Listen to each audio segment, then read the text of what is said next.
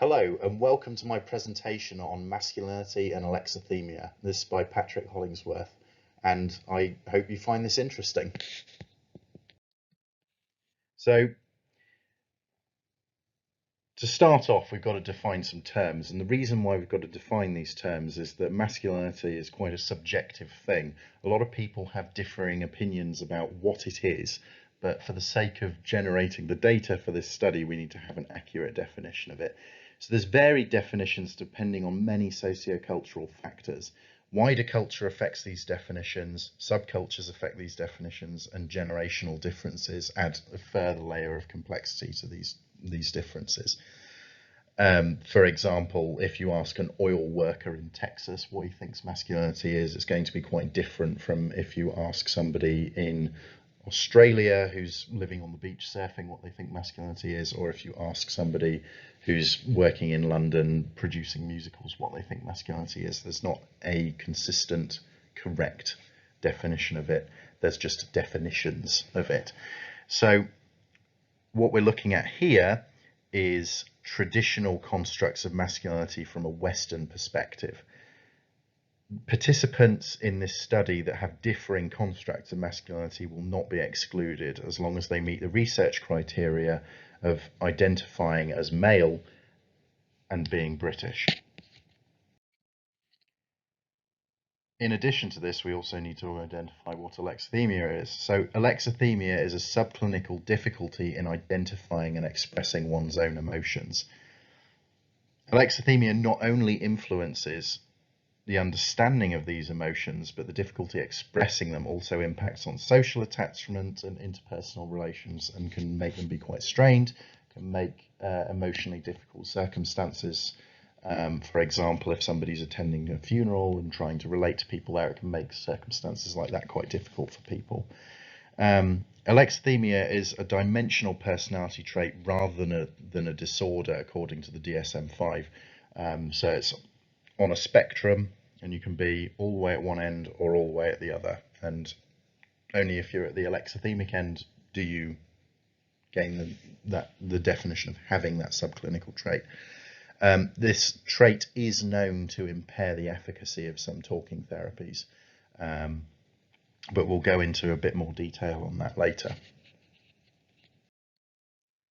So what's the link between masculinity and alexithymia? These things seem quite disparate at first. But this link has been explored before.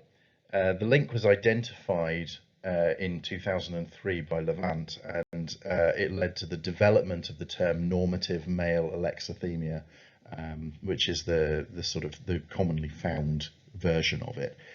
The link has been found to be associated with masculinity narratives rather than the participant's sex or gender.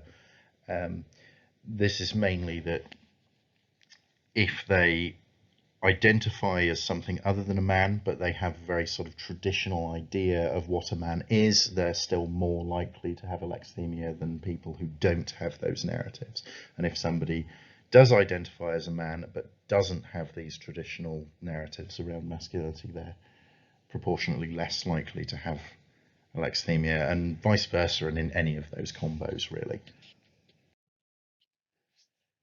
So what's different about this study? Well, alexithymia has been studied in the UK in this linked paper by Sullivan, and this paper also talks about other previous studies that have looked at this link. But most of these studies look at alexithymia, they look at retention rates, they look at in counselling, they look at treatment plans, they look at attitudes towards help seeking, they look at all of those sorts of aspects. But the link between masculinity and alexithymia specifically is very under researched in the UK, but it has been researched quite a lot in the US. The paper that I linked before, Sullivan's, is a notable exception, but there's a lot of other factors that they're looking at, whereas our study is specifically looking at just that link between masculinity and alexithymia. So why investigate this in the UK? Well, there's big problems for men in the UK in terms of mental health. This may seem like a strange statement at first because there's quite low levels of diagnosis compared to women for a lot of mental health disorders for men in the UK. But that's quite misleading because although women have higher diagnostic rates than men, the indicators of poor mental health in the population are generally higher for men. So suicide rates are a lot higher, substance use disorders are a lot higher, domestic abuse levels are much higher from partners identifying as male towards other partners, whichever way they identify. This causes a lot of knock-on effects for our society. The high levels of substance use disorders are very expensive for the taxpayer because it goes through our socialised healthcare system in terms of the NHS. It leads to revolving doors with therapy, which causes very long wait times. And then there's also the individual victims of these difficulties, and there's also the individuals themselves. If somebody has untreated mental health difficulties and then commits suicide, that has a huge knock-on effect for everyone else in their life. So how does this relate specifically to counselling? And when I say how does this relate to counselling, I'm talking specifically about what we're looking at, the link between normative male alexithymia and masculinity in the UK. So it's been found that in the Western world, men generally drop out of counselling at higher rates than women. And as stated earlier, alexithymia has a negative influence on the efficacy of therapy. So if we can look into if there's a link between higher levels of alexithymia and these masculine narratives, we may be able to develop some more appropriate methods of therapy in future. Men's involvement in counselling has a research focus on help-seeking behaviours, but is very understudied in other areas by comparison. That trying to get them in the door in the first place seems to be where most people are looking. They're not looking at what happens once they're in there in comparison. Not to the same extent anyway, but it is being researched, and there's been quite a notable uptick in research lately. And this leads me to my hypothesis and my research question. So my study was part of a group study, and then we all went off and did our own thing with the data that we'd gathered as a group. The research question was, will higher scores of traditional masculine norms be correlated with higher levels of alexithymia? That led to the hypothesis of there will be a significant positive correlation between normative male alexithymia and male norm roles. This brings us to how did we actually get it done? What did we do? What was our process? So in this slide, methods part 1, I'm going to cover that a little bit, and then I'll cover it further in subsequent slides. So the participants for our study were opportunistically sampled selection of British individuals identifying as men over 18 years old. The number of participants that provided usable data was 172.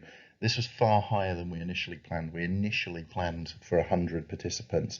We got way more than that, but not all of them completed the questionnaires appropriately. So we ended up with this number of 172. So the recruitment for this, as this study was opportunistically sampled and conducted online, requests to participate were circulated on Sona, Facebook and WhatsApp. The reason why we went for an online approach is the COVID regs and lockdowns were kind of all over the place when we were developing this, so we didn't know if we'd actually be able to access our sample at any given time. And with this uncertainty, we felt that an online approach would have a far higher success rate. We designed this study as a quantitative study with a correlational research design utilising the following questionnaires: the NMAS and the MRNI short form. And I'll expand upon these in a little bit. So this brings us to the apparatus, stimuli and measures.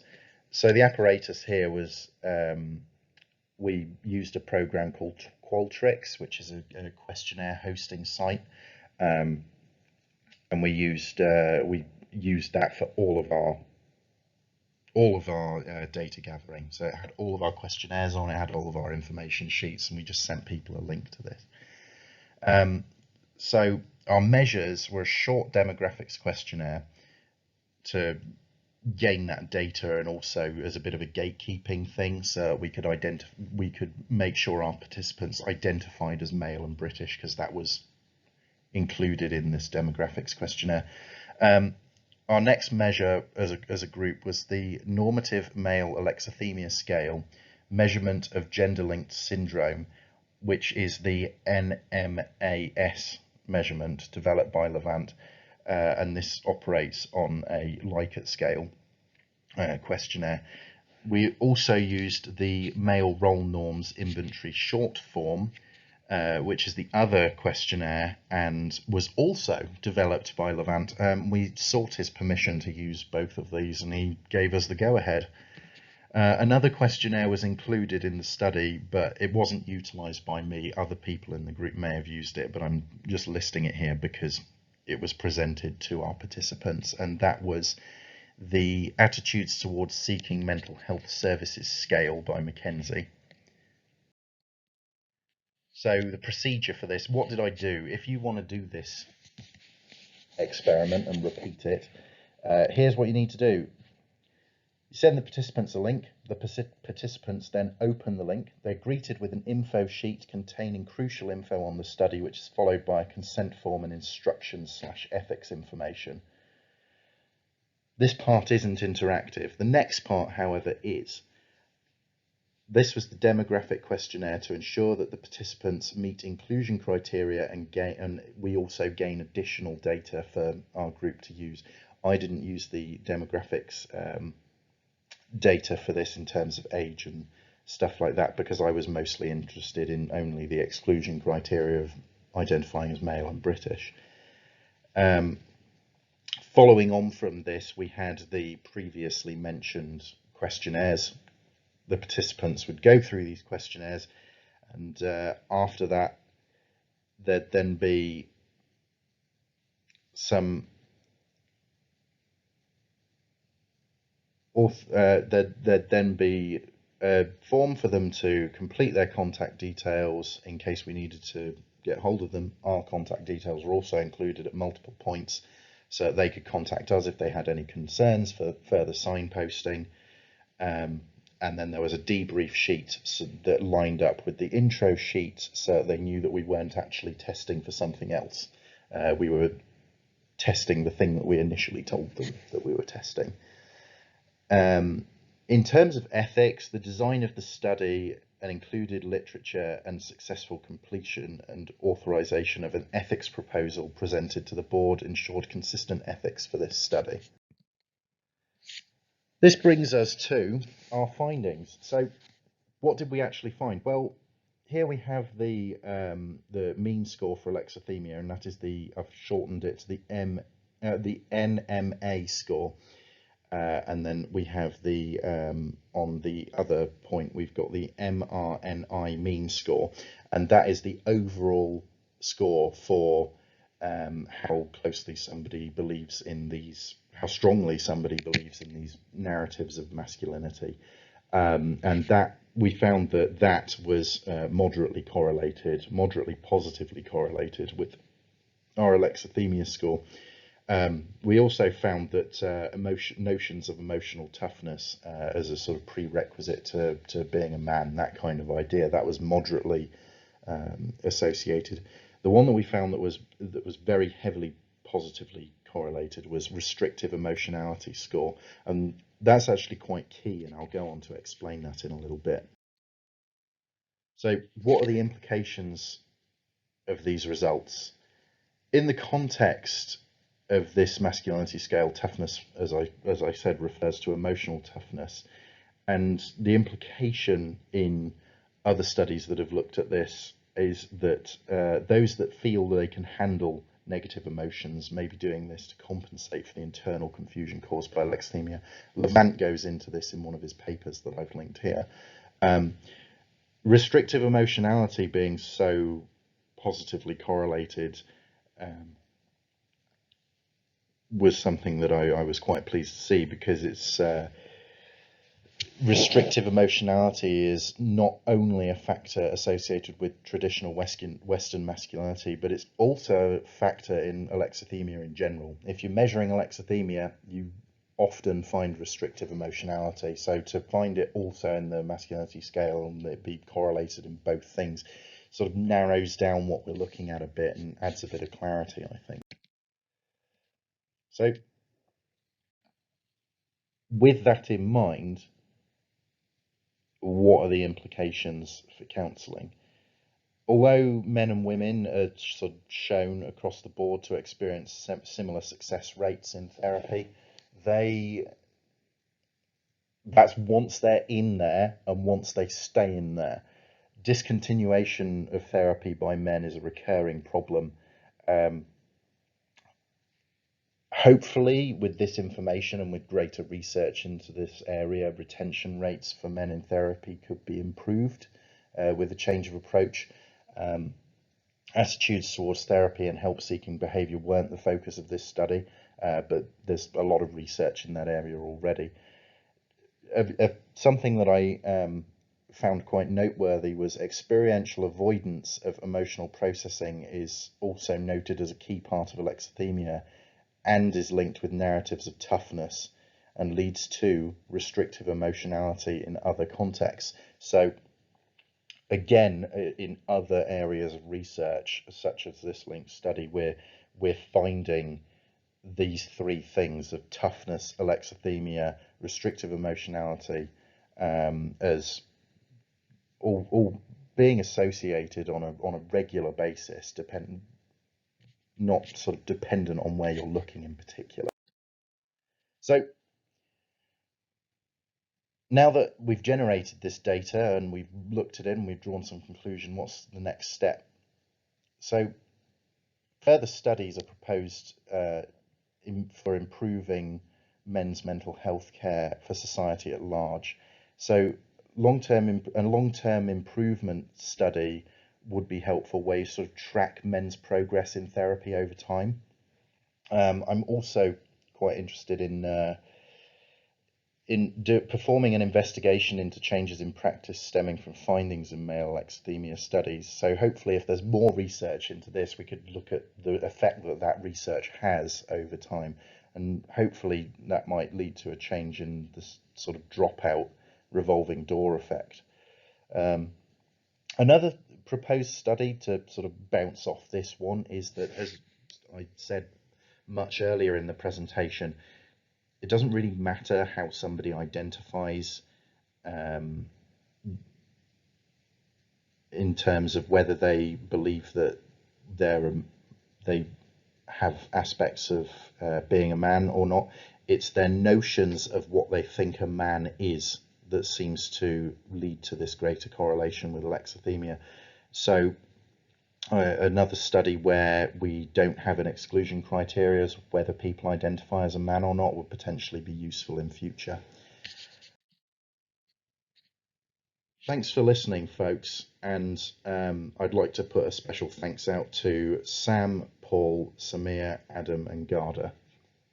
We worked on the data collection for this together and the research proposal for this as a group, and I thought you were all really, really great to work with. So just special shout out to you guys, and for all of you at the conference, thanks for listening.